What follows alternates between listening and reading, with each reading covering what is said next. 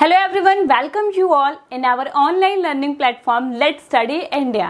आज के इस वीडियो में हम फंक्शन ऑफ थायराइड ग्लैंड के बारे में पढ़ेंगे। हमने थायराइड ग्लैंड के बारे में पढ़ लिया था, उसकी मॉर्फोलॉजी देख ली थी और हमने ये भी देख लिया था कि हिस्टोलॉजी ऑफ थायराइड ग्लैंड क्या होता है। पूरी हिस्टोलॉजी के बारे में भी हमने डिस्कस कर लिया था और मोस्ट इम्पॉर्टेंट हमने हार्मोन्स ऑफ थायराइड ग्लैंड भी देखा था, जिसमें सबसे इम्पॉर्टेंट हार्मोन थायरॉक्सिन था। अब हम देखेंगे कि हम थायराइड ग्लैंड के बारे में पढ़ रहे हैं तो उसका हार्मोन भी हमने जान लिया। अब उसका फंक्शन क्या है, क्या क्या वो काम करता है। फंक्शन के बाद हम बायोसिंथेसिस भी देखेंगे। उसके बाद हमारा लास्ट टॉपिक जो होगा वो हाइपो और hyper secretion of thyroid gland hormones होगा कि हार्मोन्स अगर ज़्यादा कंडीशन में सिक्रेट हो रहे, कम कंडीशन में सिक्रेट हो तो उनसे क्या दिक्कतें आएंगी। तो चलिए without a delay let's get started the video.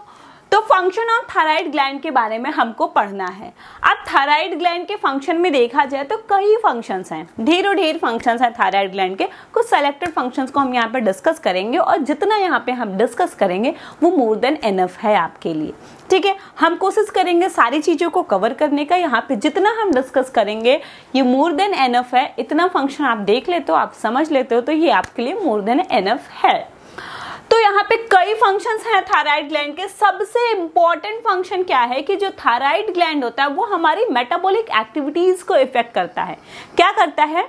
Thyroid gland जो होता है वो हमारी मेटाबॉलिक एक्टिविटीज को इफेक्ट करता है, हमारी ग्रोथ को प्रमोट करता है और क्या करता है, डेवलपमेंट मतलब एक्शन जो भी थायराइड ग्लैंड से सारी चीजें हो रही हैं वो होता है। ठीक, जिसमें से हम स्टार्ट करते हैं। तो सबसे पहले अगर हम बात करें तो जो थायराइड हार्मोन हमारा होता है जिसको हम क्या कहते हैं, जिसको हम कहते हैं थायरॉक्सिन। जो थायराइड हार्मोन होता है और उसको हम क्या कहते हैं, उसको हम कहते हैं थायरॉक्सिन। ठीक, तो थायरॉक्सिन क्या करता है? थायरॉक्सिन हमारा एनर्जी प्रोडक्शन बढ़ाता है। It increases the energy production. क्या करता है? थायराइड जो होता है, थायराइड जो हार्मोन होता है थायराइड ग्लैंड का जिसको हम थायरॉक्सिन कह रहे हैं, थायरॉक्सिन क्या करता है? इंक्रीज द एनर्जी प्रोडक्शन और ऑक्सीजन कंजप्शन। मतलब ऑक्सीजन हम ज्यादा से ज्यादा कंज्यूम कर सके और एनर्जी का ज्यादा से ज्यादा प्रोडक्शन हो सके। भाई जितनी ज्यादा एनर्जी रहेगी तो अच्छी बात है। तो ये कर कौन रहा है? ये थायराइड ग्लैंड ही करा रहा है, जिसमें जो हार्मोन है जिसको हम थायरॉक्सिन कह रहे हैं उसकी वजह से क्या हो रहा है, ऑक्सीजन का कंजप्शन बहुत ज्यादा होता है और एनर्जी का प्रोडक्शन ज्यादा होता है। ठीक है, हमारे टिश्यू में। और क्या करता है ये? इसके साथ ही साथ ये हमारे माइटोकॉन्ड्रियल फंक्शन को भी इफेक्ट करता है। माइटोकॉन्ड्रिया से ही तो एनर्जी का फॉर्मेशन होता है। एनर्जी इन द मतलब कि एटीपी, हमारी जो बॉडी की एनर्जी करेंसी होती है उसको हम एटीपी कहते हैं। और वो बनता कहाँ है? सिंथेसिस कहाँ पे होता है? माइटोकॉन्ड्रिया में सिंथेसिस होता है। तो यहाँ पे क्या कह रहा है कि जो थायराइड हार्मोन थायरॉक्सिन है वो इंक्रीज करेगा एनर्जी प्रोडक्शन को, ऑक्सीजन कंजप्शन को हमारे नॉर्मल टिश्यूज में, और माइटोकॉन्ड्रियल फंक्शन को भी अफेक्ट करता है। और माइटोकॉन्ड्रियल फंक्शन को अफेक्ट करना दैट मीन्स कि हमारे बीएमआर बेसिक मेटाबॉलिक रेट जो है उसको भी ये इंक्रीज कर देता है। भाई एनर्जी ज्यादा हो जा रही है तो हमारी बेसिक मेटाबॉलिक रेट भी इंक्रीज, ज्यादा काम कर रहा है, ज्यादा एनर्जी का प्रोडक्शन कर रहा है, सब काम ज्यादा करना चाह रहा है तो हमारा जो बेसिक मेटाबॉलिक रेट है वो भी इंक्रीज हो जाता है।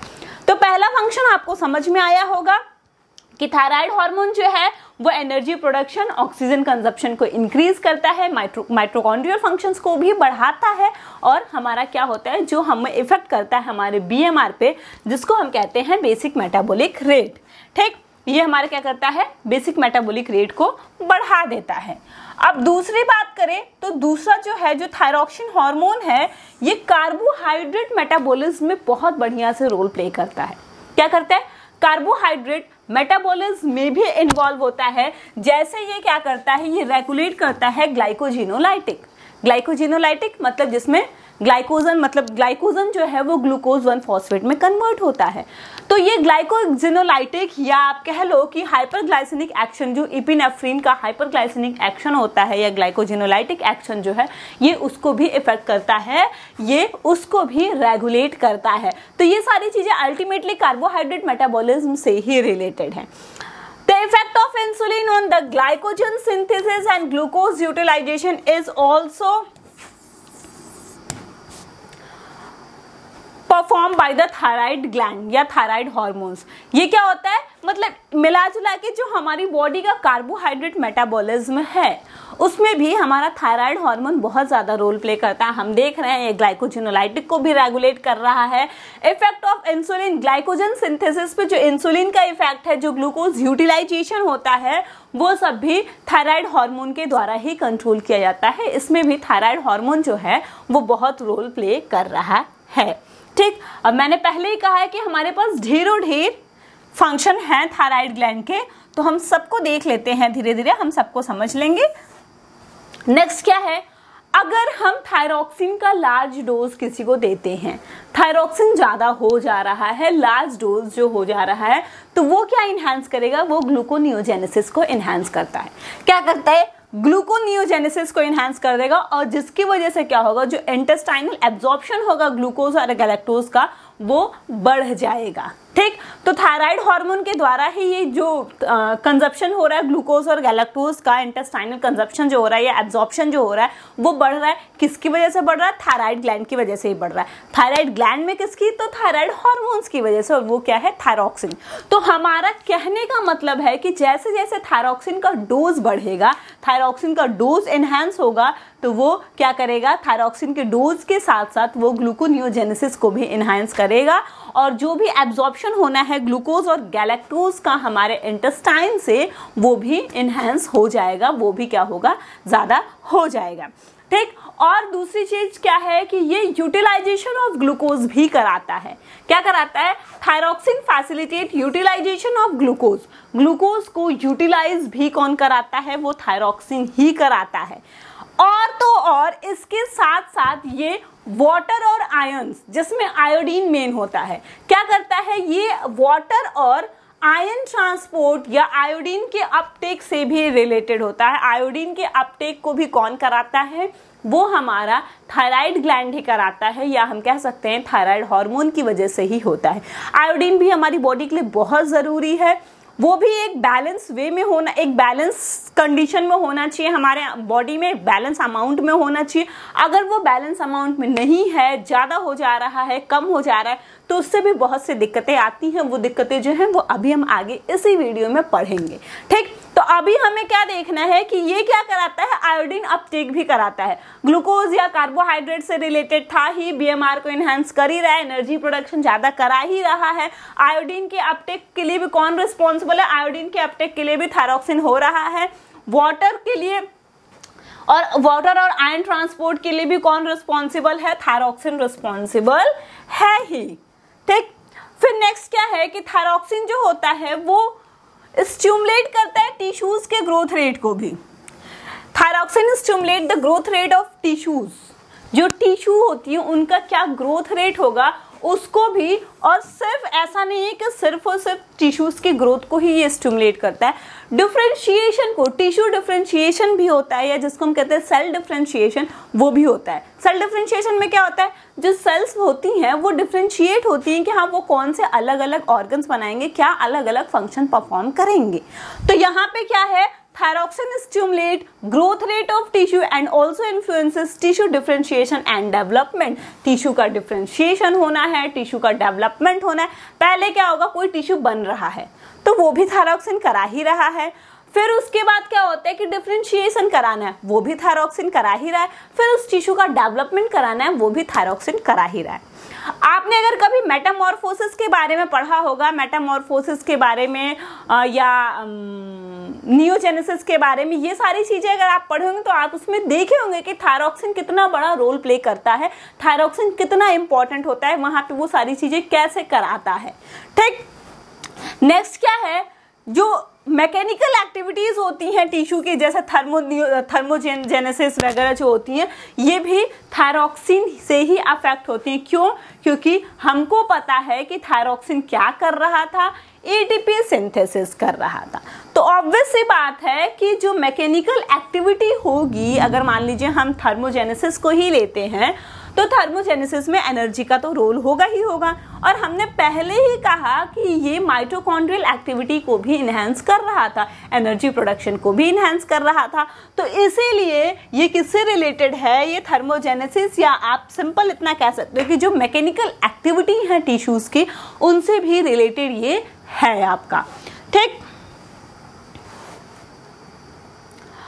नेक्स्ट क्या है कि इसका इफेक्ट जो होता है, इसका हमको डायरेक्ट इफेक्ट क्या दिखता है, लिपिड मेटाबॉलिज्म पे भी हमें थायराइड ग्लैंड का या थायरॉक्सिन का डायरेक्ट इफेक्ट जो होता है वो हमें लिपिड मेटाबॉलिज्म पे भी देखने को मिलता है।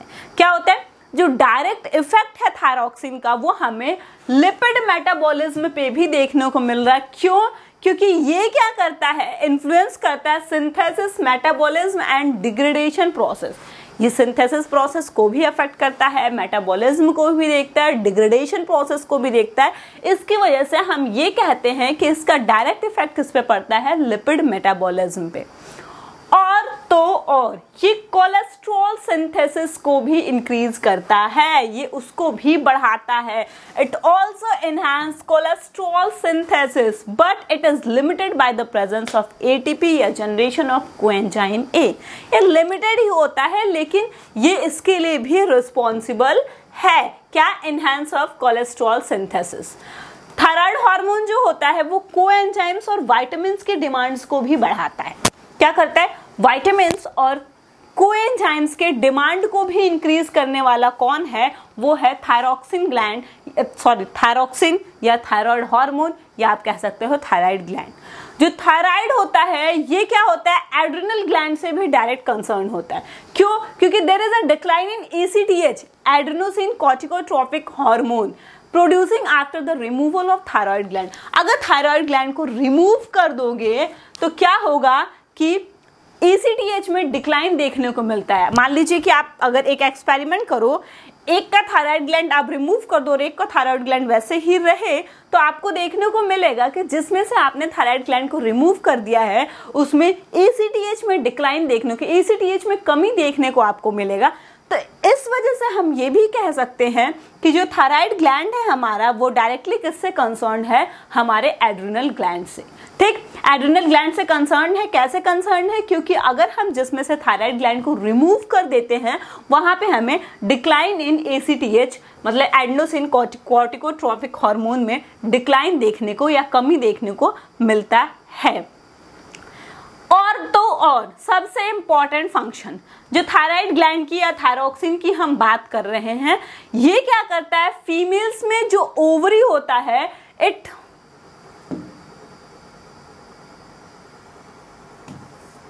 Also concern with physiological activity of ovary in female. जो फीमेल्स की ओवरी होती है प्यूबर्टी के टाइम में या प्रेगनेंसी के टाइम में क्या होता है, हमें देखने को मिलता है प्यूबर्टी और प्रेगनेंसी के टाइम में जो थायराइड ग्लैंड होता है वो इनलार्ज हो जाता है, बड़ा हो जाता है।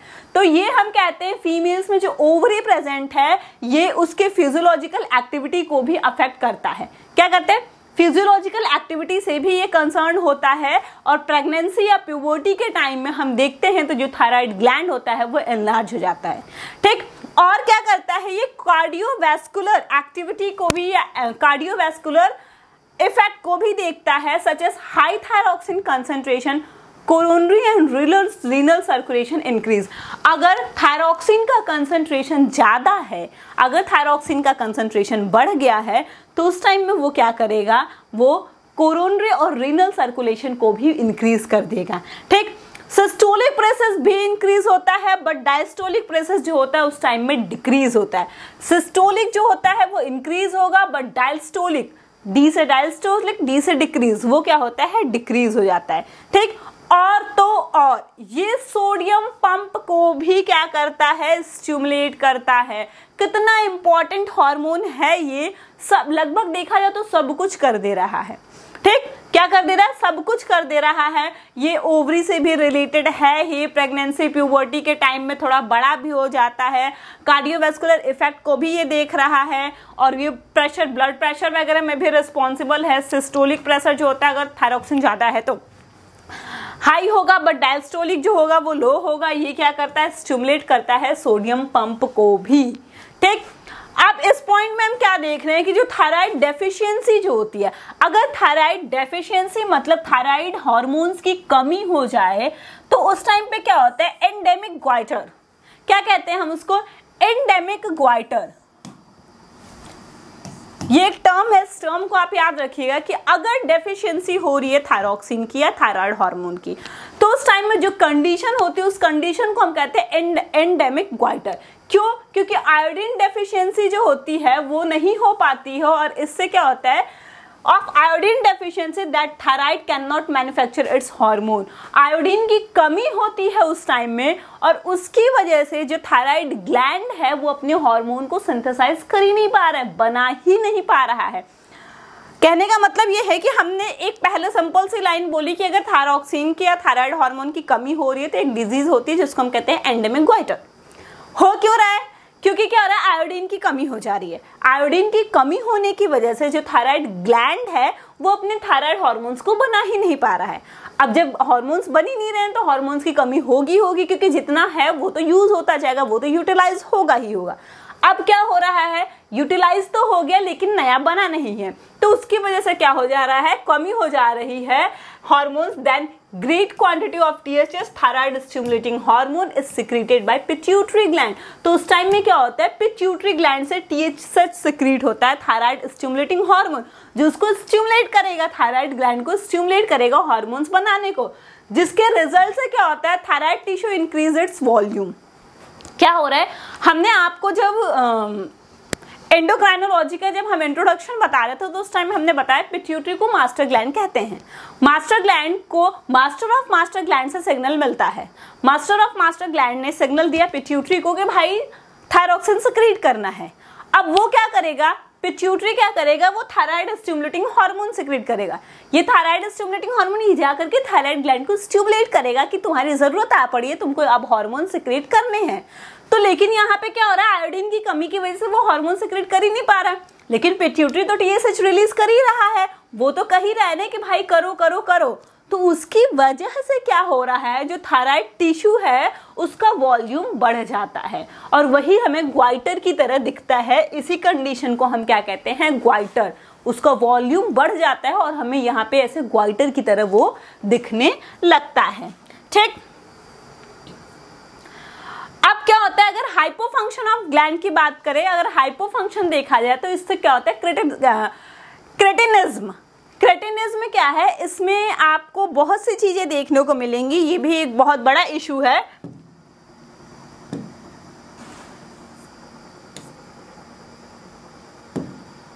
इसमें आपको क्रेटिनिज्म में भी आपको जैसे मेंटल रिटार्डनेस हो गया, मेंटल रिटार्डनेस दिखेगा, रिटार्डनेस से बॉडी ग्रोथ, बॉडी भी अच्छे से ग्रोथ नहीं कर पाएगी, ड्वार्फिज्म। अब जब बॉडी अच्छे से ग्रो कर ही नहीं पा रही है तो आपको ड्वार्फिज्म भी देखना होगा। कैल्शियम की भी डेफिशिएंसी होगी और इसके जो सिम्टम्स होंगे उसमें क्या होगा, आपका टंग एनलार्ज दिखेगा, चेहरा जो होगा फूला फूला सा स्वेलिंग दिखेगा, पूरी पफनेस टाइप की दिखेगी, लगेगा एकदम फूल गया है, ऐसा कुछ भरा हुआ है, ऐसा पफनेस टाइप का दिखेगा। ठीक है, टेथ वगैरह का भी फॉर्मेशन जो होगा स्लो हो जाएगा, कोई प्रॉपर डेवलपमेंट नहीं होगा, सेक्स ऑर्गन्स का भी नहीं होगा, एब्डोमेन प्रोट्रूडेड हो जाएगा और बॉडी का टेम्परेचर भी जो है वो लो हो जाएगा। ये आपकी हाइपोफंक्शन वाली हाइपोफंक्शन, हालांकि हाइपर और हाइपोसेक्रेशंस को हम अभी डिटेल में डिस्कस करेंगे, लेकिन हमने थोड़ा सा फंक्शन में भी ऐड करा है कि फंक्शन में आप इतनी कुछ चीजें लिख सकते हो, इतनी सारी काम आप कर सकते हो। तो क्या हो रहा है, इसकी वजह से ये एबनॉर्मल कंडीशन हो रही है जिसको हम क्रेटिनिज्म कह रहे हैं, जिसमें मेंटल रिटार्डनेस, इसमें क्या हो रहा है कि सारी चीजें क्या हो रही हैं, स्लो हो जा रही हैं, कोई भी चीज अच्छे से हो ही नहीं रहा है, सारी चीजें स्लो हो जा रही हैं। तो स्लो होने की वजह से ये सारी प्रॉब्लम आ रही हैं, मेंटल रिटार्डनेस देखने को मिल रहा है, बॉडी ग्रोथ भी अच्छे से नहीं हो रहा है। अब जब बॉडी ग्रोथ नहीं हो रहा, दिमाग का ग्रोथ नहीं हो रहा, तो ड्वार्फिज्म की कंडीशन हो जाती है। कैल्शियम की भी डेफिशिएंसी देखने को मिलती है, टंग आप देखोगे तो एनलार्ज दिखेगा, चेहरे पे पफनेस दिखेगा, कभी कभी आईज में भी दिखता है, स्लो फॉर्मेशन होगा, तिथ वगैरह दांत का भी, क्योंकि डेफिशिएंसी ऑफ कैल्शियम है तो कैल्शियम की डेफिनेशन से क्या हो रहा है, तिथ वगैरह नहीं बन पा रहा है, प्रॉपर सेक्स ऑर्गन्स के भी डेवलपमेंट नहीं होंगे, एब्डोमेन भी जो आपको दिखेगा वो प्रोट्रूडेड होगा और बॉडी का टेम्परेचर भी जो होगा वो आपको लो बॉडी टेम्परेचर हो दिखेगा। ठीक, अब इसके बाद देखिए यहाँ पे क्या है, the child having extreme lack of thyroid is called as cretin. ठीक, अगर कोई ऐसा बच्चा है जिसपे एक्सट्रीम मतलब बहुत ज्यादा क्या हो रहा है, कमी हो रहा है थायराइड का, बहुत ज्यादा थायराइड हार्मोन की कमी हो रही है, तो उसको हम कहते हैं क्रिटीन। ठीक, इसमें भी हाइपर और हाइपर फंक्शन, जैसे हाइपर फंक्शन क्या है ग्लैंड का, अब हमने देखा कि जब कम हो रहा था तो क्या होती, चीजें अच्छे से नहीं डेवलप हो पा रही थी। अब आप सोचो कि बहुत ज्यादा हार्मोन सिक्रीट हो रहा है, तो स्टार्टिंग में ही फंक्शन में हमने पढ़ा कि ये सारी बीएमआर, सारी मेटाबॉलिज्म को इंक्रीज कर देता है। अब हार्मोन्स तो बहुत ज्यादा सिक्रीट हो रहा है, तो जो जो चीजें वहां पे स्लो हो रही थी वो चीजें यहाँ पे बहुत तेजी से होंगी, बहुत फास्ट हो जाएंगी। अब किसी का बॉडी ग्रोथ बहुत तेज से होने लगेगा, सब कुछ बहुत तेज हो, तो एक कंडीशन आ गई जिजांटिज्म, मतलब एक दानव जैसा आदमी, खूब बड़ा। जियांट मतलब क्या होता है, खूब बड़ा। तो यहाँ पे क्या हो रहा है, यहाँ पे ग्लैंड कॉजेज जिजांटिज्म कॉज करता है, जिसमें स्केलेटन ग्रोथ भी बढ़ जाता है, जिससे पूरा एक टॉल अपीयरेंस देखने को हमें मिलता है। क्या मिलता है, एक टॉल अपीयरेंस देखने को मिलता है। एक्रोमेगेली क्या है, एक्रोमेगेली क्या होते हैं, जो लोअर जॉ, हैंड, फीट, ये सारी चीजें हैं, वो उनमें थिकनेस हमें ज्यादा देखने को मिलता है। ठीक, समटाइम्स क्या होगा, sometimes it also causes exothermic goitre, कभी कभी एक्सोथर्मिक ग्वाइटर भी, जिसको हम ग्रेव्स डिजीज भी कहते हैं, एक्सोथर्मिक ग्वाइटर को हम एक और नाम देते हैं ग्रेव्स डिजीज। इसमें देखिए आपको आइज दिख नहीं रही, ये नॉर्मल कंडीशन है, ये नॉर्मल कंडीशन आपको दिख रहा होगा, लेकिन ये वाली कंडीशन आप देखिए, ऐसा लग रहा है आंख बाहर आ जाएगा, इतनी बड़ी बड़ी हो गई, एकदम फुल सी गई है। तो इसमें क्या होता है, जो ग्लैंड जो होगा इसमें इनलार्ज हो जाएगा, जिसकी वजह से आपको आई बॉल प्रोड्यूस, मतलब ऐसा लगेगा कि बाहर है एकदम। इसमें मेटाबॉलिज्म जो है वो सारी चीजें बढ़ जाएंगी, एपेटाइट, भूख बहुत ज्यादा लगेगा आपको, भूख भी बढ़ जाएगा, और उसके बाद loss of weight and nervous irritability, ये सारे जो है कुछ इंपॉर्टेंट फीचर्स हैं किसके, आपके थायराइड ग्लैंड में एबनॉर्मलिटी जब आ रही है तब के सारे कुछ नॉर्मल फीचर्स हैं आपके। फिर इसमें क्या है, high level of thyroid hormone affect membrane permeability of the iron and water.